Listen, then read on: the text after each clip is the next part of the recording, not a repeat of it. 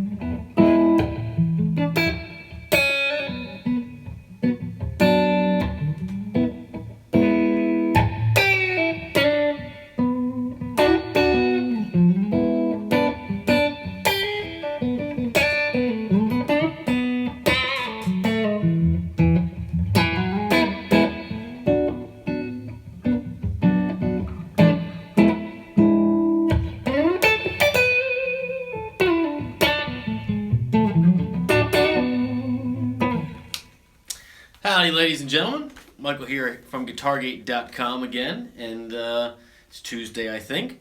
It's the afternoon, I'm pretty sure, and I usually post a produced video on Tuesdays, but I figured today I would just go live and show you this simple Dorian kind of sound, and then open it up for any questions. I saw something popped up, I'll get to it in a second. So here's the thing with Dorian, or all modes, is that they're not as daunting or as intimidating as, it's easy to, put it this way. It's easy to get intimidated by modes because you're thinking, Jesus, I learned the major scale, I learned the minor scale, and I got to learn 5 more. And the answer really is, sort of, but here's the thing with modes. It's about the chords you're playing over. Modes don't sound different. Like Dorian doesn't sound different than major or Phrygian or anything if the chords you're playing over aren't dictating that Dorian sound, right? Or that Mixolydian sound. It's about the chords. So if you focus on what about those chords makes it demand a different, different tones to be played, and you play those tones, you're going to get that sound. So here is an easy example. This is what I was just playing. So Dorian is the second mode. So if you're in the key of A and you play B, it's going to be B Dorian. So we're playing the A major scale, but B Dorian. Here's what you want to do.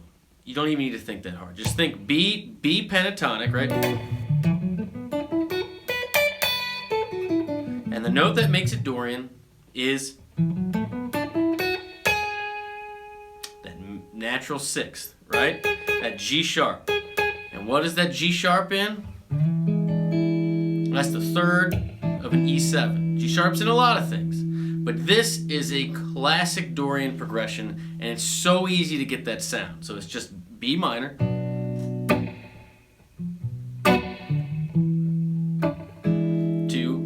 E7. So that's a 1 minor to a 4 dominant. So again, if you just want to get back to your relative major, that's you're in the key of A really, and you're playing a 2 and a 5 chord. But on its own, it's 1 minor. Cool sound, right?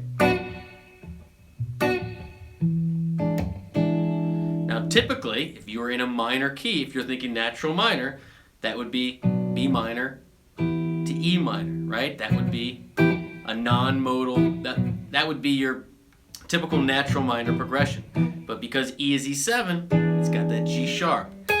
That's 6. So that's your note. So what I want you to practice is just B to E7.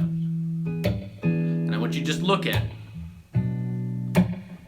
and see that G sharp in there. That's 6. Get a sound for it in your head. Because what you're really trying to do when you play modally, when you go to play Dorian here, is you're not trying to sound like a different scale. You're trying to sound like you're hitting an E over that E chord. It's about the chords. The chords dictate your playing. And so I want you to try this without a backing track, right? And I want you to just try and get the sound of that E chord. But you're thinking B minor is home base, right? So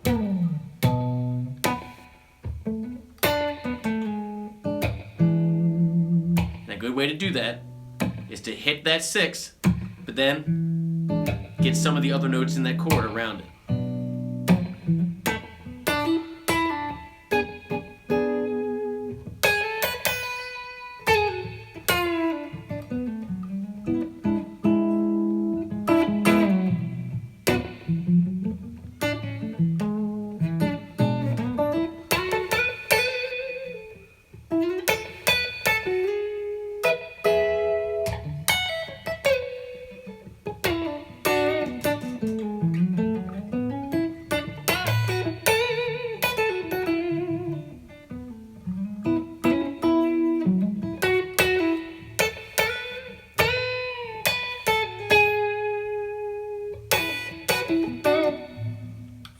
And that's it. That's the, that is a very simple way to get that Dorian sound. Just 1 minor to a 4 dominant, right? Anytime you have, a minor 1 and a major 3rd in your for your 4 chord, if you just hit that major 3rd, that's your Dorian sound. That major 3rd of your 4 is the 6 of your 1.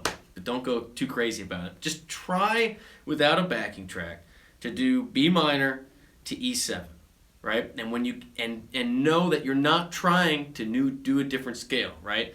You're trying to make B sound like home bass, but you're trying to sell that major 3rd. You're trying to sell that G sharp over E. You're trying to get the sound of E7, and that is the sound of Dorian.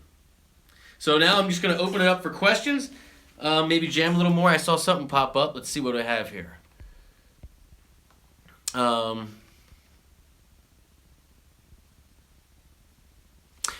So Tyler, you want to talk about more mode stuff. So it says, think you could have lessons discussing the modes like Dorian, Phrygian, Ionian, as well as using mode mixture.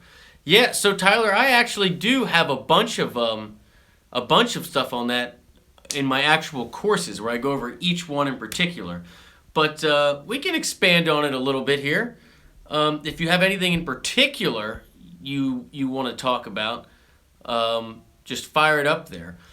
But again,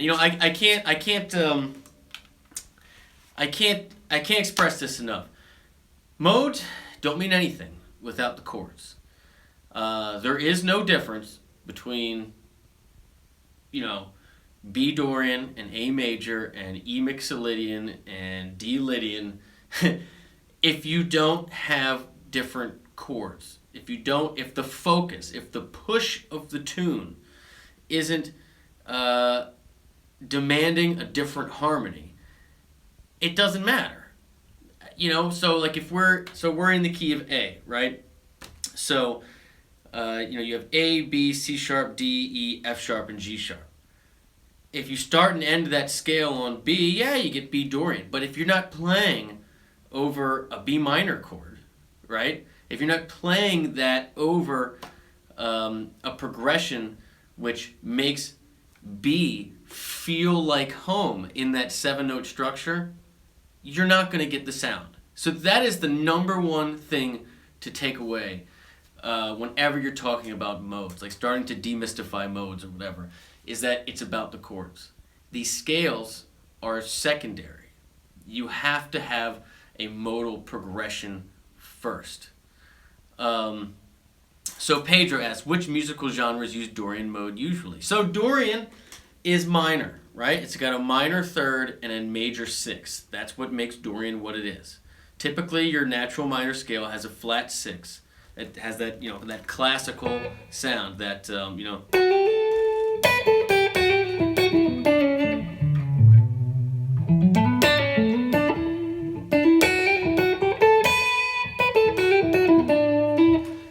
that's very, a lot of classical music, a lot of metal, whatever. Now, Dorian, it's got that major six, that...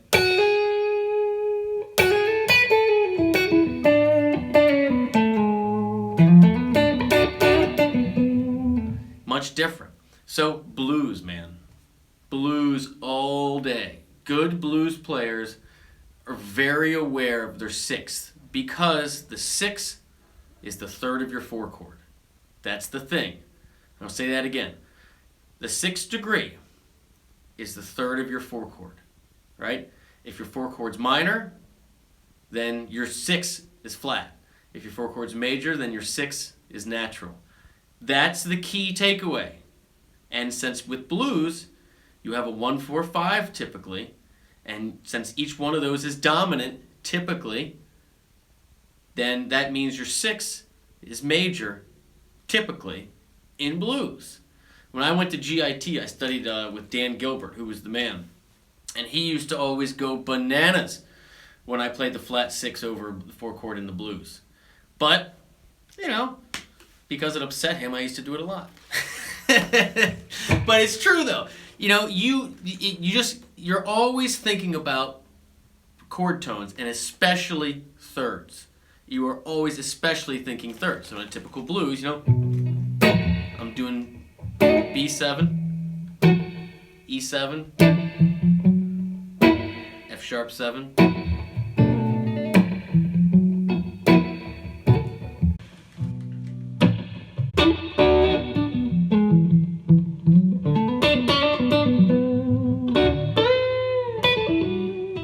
So in that, if you guys are still there, sorry about that.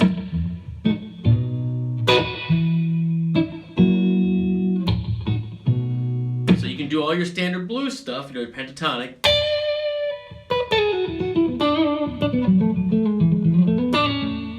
But just know that when you get to the four chord, if you hang on that six, you get the sound of Dorian in a blues, and that's a great way. The other thing, when I think Dorian, I think Santana. Again, super blues based, but so many of his lines. Here's a different Dorian progression. If you do B, C sharp, right? Both minor. I'm doing minor 7, but you can do it major, or just regular minor.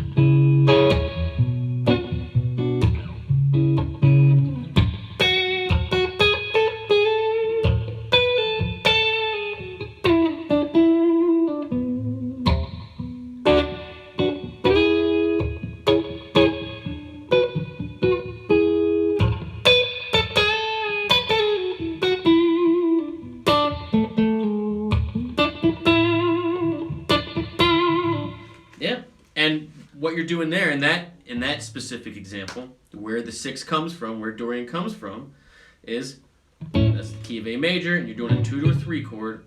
The fifth of your C sharp of your 3 chord is the sixth. So that's where it comes from. Just hitting a chord tone of the chord. The chord dictates it. All right, I saw something else pop up here. Let's see. All right, so when playing solos, we play about the root note, but sometimes I think it might call for a different root note in the same scale. So if we play about the C note in the scale, and we start playing about the E note in the scale, how's that change? All right, so let me do my best to answer this, Tyler. Good questions. But I want to make sure I understand you. So here's the thing, dude. Again, it's there's two things to kind of unpack here. First one, again, it's about the chords. It's about the chords, right? But if you don't change the progression and you just want something to have a different flavor, you can play all about a different note than the root in your typical stuff. You can sell something as the spot you always go to and come back from, right? But that isn't modal playing in the sense that, like, you're going to hear something other than the root being played, as being the focal point of the lead, right? But it's not modal playing. And here's what I mean. If you have a typical, check this out. If I'm in A,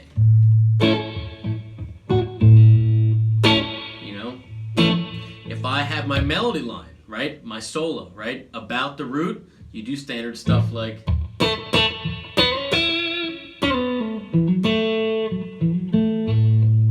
but there's a lot of tunes where the melody, with the vocalist is singing, with the actual melody, whatever the leads are about, they come from the fifth, right?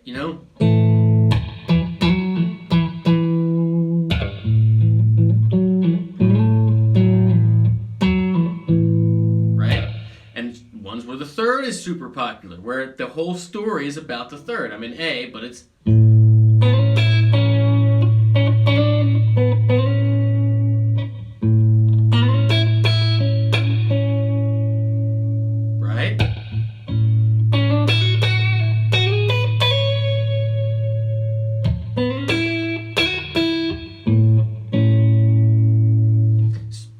isn't modal playing. That is choosing a melody line, a hook, whatever, however you want to explain it. Choosing a sound that is, you're starting and stopping your sentences based on a different chord tone, right? Modal playing is like where the actual chords, the actual scale you're using is not Ionian, right? It is not you playing major over it doesn't, it's a different sound. Like most people know the difference. They can hear the difference between, and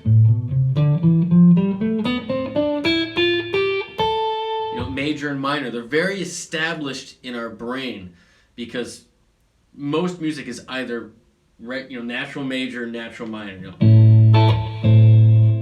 We all know that. But the other modes, it's just not as common, or you don't know you're hearing it, right? And so when you play modally, the purpose is to, or the reason that it's modal is that the chords themselves don't resolve to a home key, where the tonal center is B, right, in the key of A. We're in the key of A, all our notes come from A, but the sound of the tune has nothing to do with A, right? All the notes are in A, everything comes from A, but the song is not about A. The song's about B minor, right? Does that make sense? I hope that that's helpful. All right, so start playing the E note in that progression, right? I'm assuming the progression you're talking about was just, so over the A or over this? All right, I think you're talking about this progression. Now the E is the root of your 4 chord, and I'm playing a 1 to a 4, right? So all that's going to sound like is it's just going to sound like the root of the chord.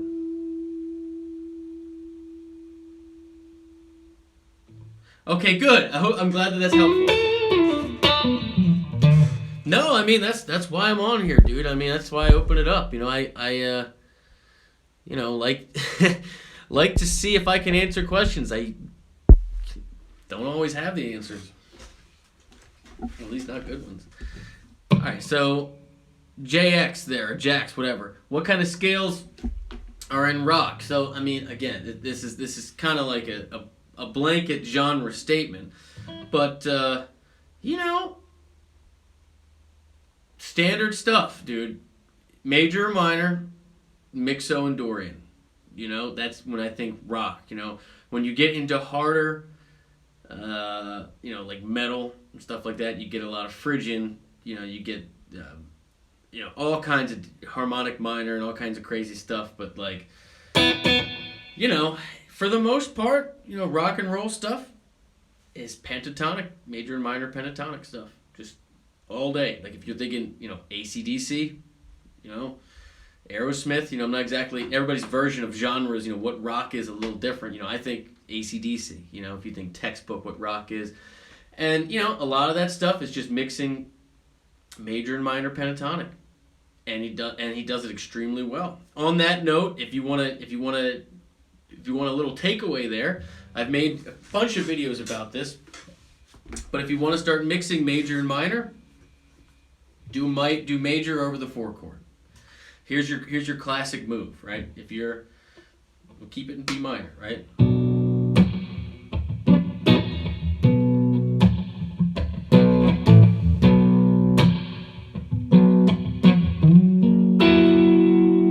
Anytime you're over the 5, if you switch to major pentatonic, especially hitting that 9 or the 2nd degree, that's how you get that sound. So if you're in B, like,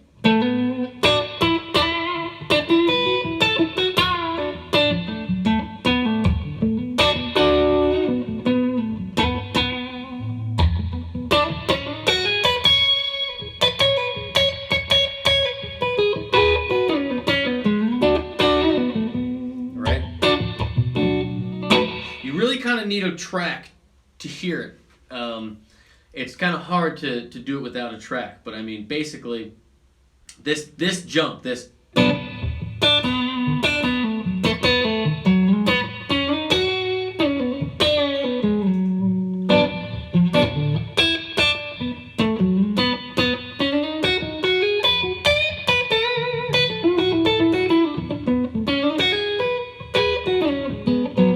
That's how you start mixing and matching there.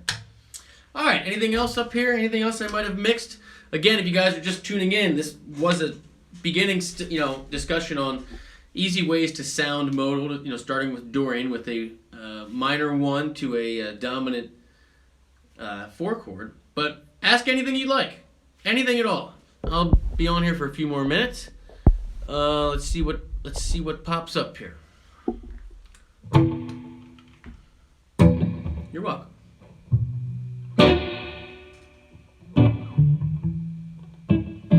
Such a cool sound.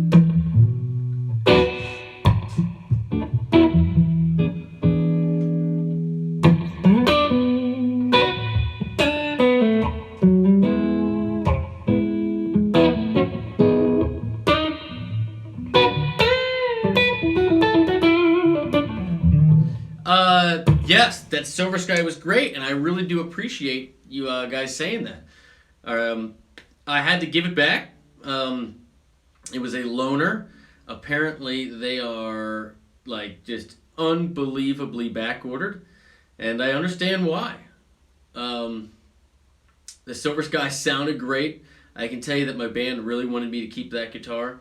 It was a great guitar. Yeah, I would buy one. I really would buy one. My only hesitation, and I made a video about this. And I've talked to the tech, the lead engineer down there, is that it does fret out when you do anything up here over a step and a half on the first string. So if you're trying to do the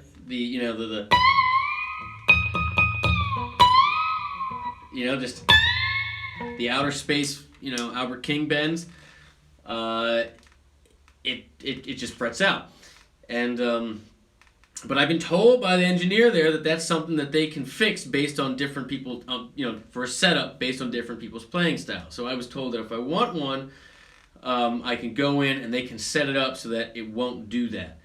I don't know how that stuff works. I'm super not inclined that way, and all I know is that it just does fret out. And since I tend to do lots of big outer space Albert King style bends, that would have to be resolved for me to buy one. But besides that, I mean, everything else on the guitar is a dream, really. It's it's an awesome guitar. It's super. What I really liked about it is that it's super fun.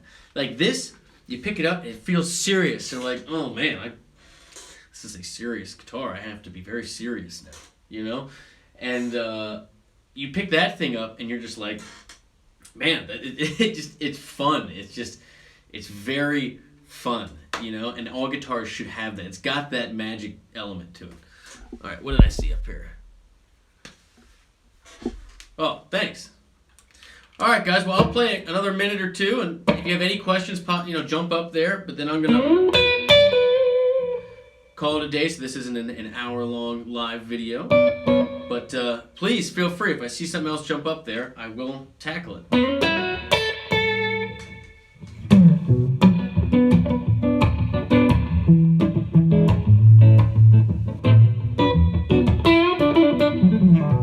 right, let's see what that was. So what other mode scales do you combine with Dorian on the same song? Well, again, here's the thing. Songs can have movement. Most great songs do. So the only time that I, generally speaking, because I am a chord tone hunter, you know what I mean? Everybody plays guitar different ways. There's no right or wrong way, okay? But I think I pretty much exclusively think about the chords and try to find notes that, connect the chords. But I do not think, like the way you phrase that question is not how I typically think. I typically don't think, about the scale. I'm thinking about what notes are in the chord, and when the chords change, how can I change with those chords? But to answer your question, if something happens in a song where there's a change, right, where the actual chords change and it switches to a different, it switches to a different sound, and that sound is a different modal sound, then I will switch. Here's an example. So let's say I'm in that same progression, right?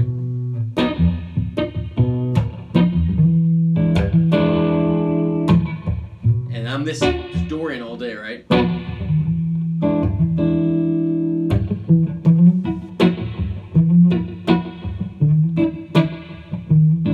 Right?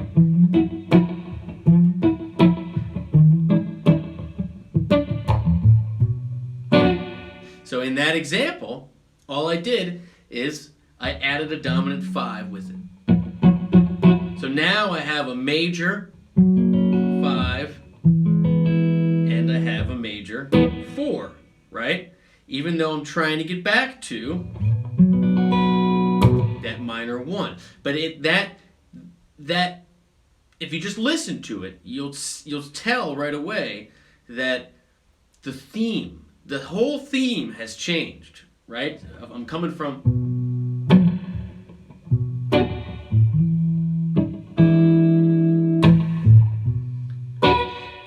a loop pedal would, but I didn't know that this was going to snowball into this. I should get in the habit of always having a loop pedal when I do these. But the point is you should be able to hear it without a loop pedal, which is literally what I'm about to show you. So I'm coming from this progression, Dorian, right?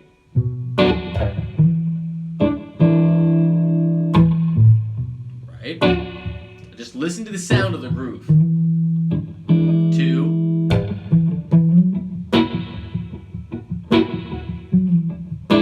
Right?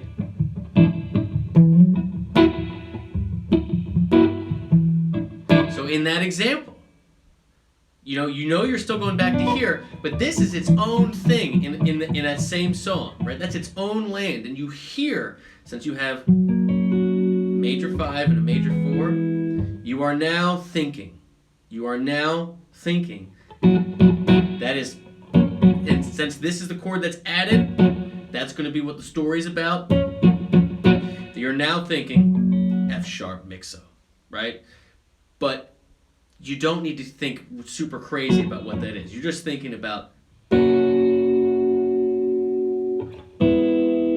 that, right? So if you're going to take a lead in that, right, you're just thinking all this.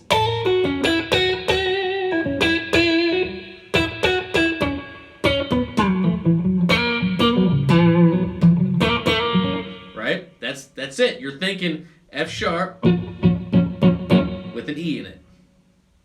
F sharp with an E in it. And again, a lot of this is subjective, so I don't want you guys to think that this is the only way that it's done, right? Because that's not true. But I hope that that's helpful and that answers your question. So if I'm playing over these parts, right?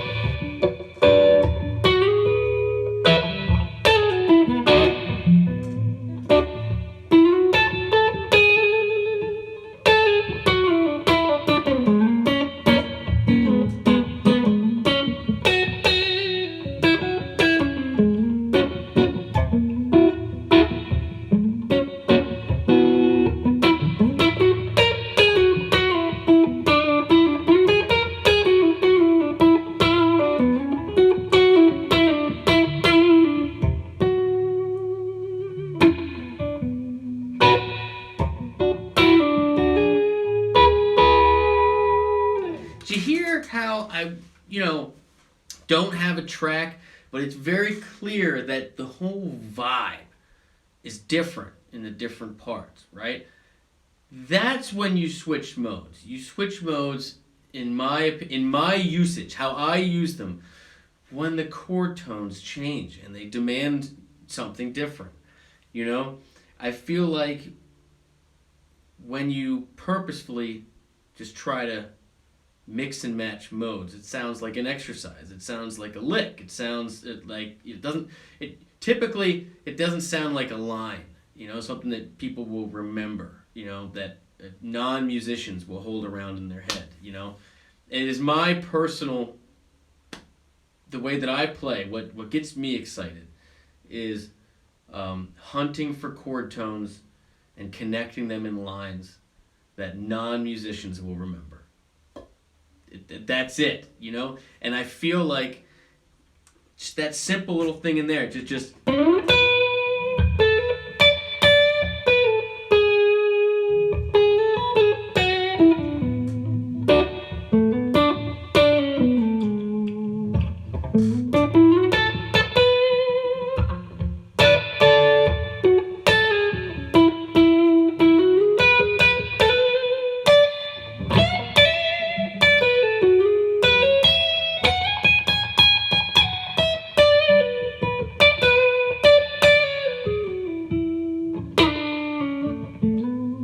see what I mean? I'm not thinking about switching scales. I'm literally just thinking about where are the chord tones when the sound changes, and can I make the sound of that chord?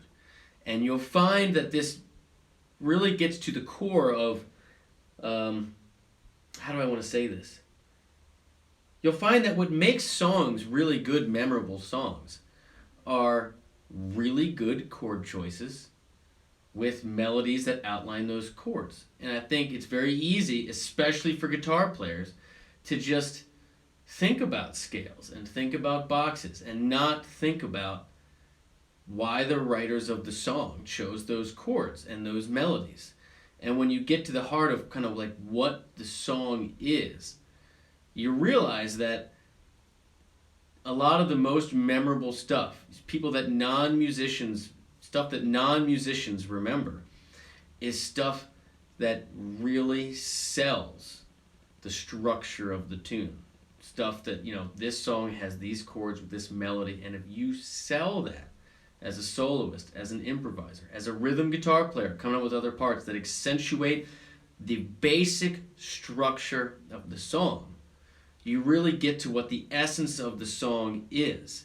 And if the essence is good, you know, if the bones, if the structure of the tune is good, then, you know, the hard work is done, you know?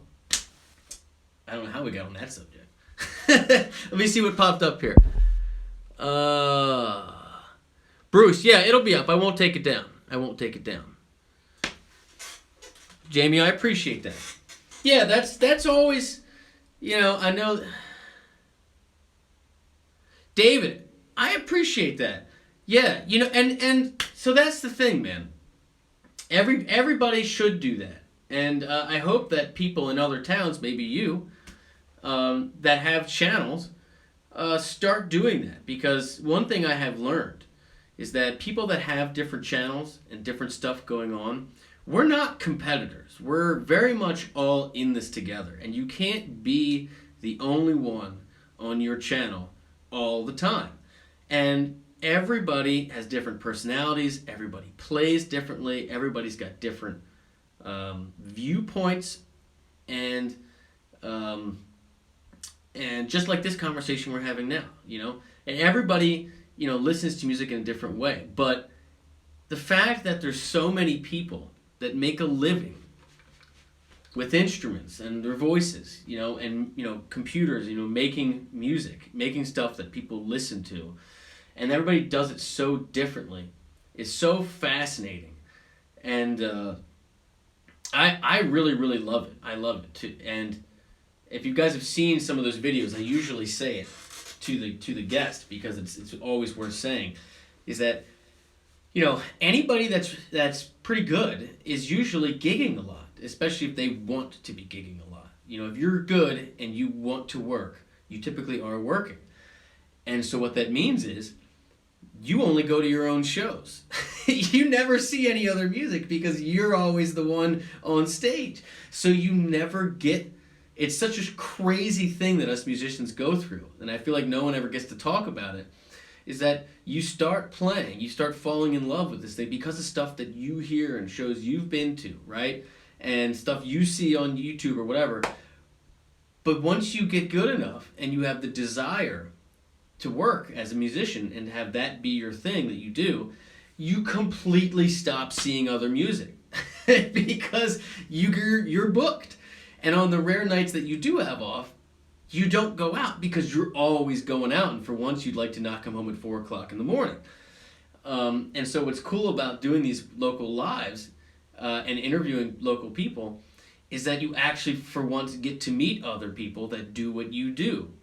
And that like completely stops once you become a successful musician because you're always on stage. You're never in the audience. It's a fascinating thing that happens. So anyway, I appreciate you saying that, and I would like more people to do that on their channels, you know, because, you know, you'll meet people in town, it's great content, and everybody has, you know, such different opinions and viewpoints and backgrounds on all this stuff.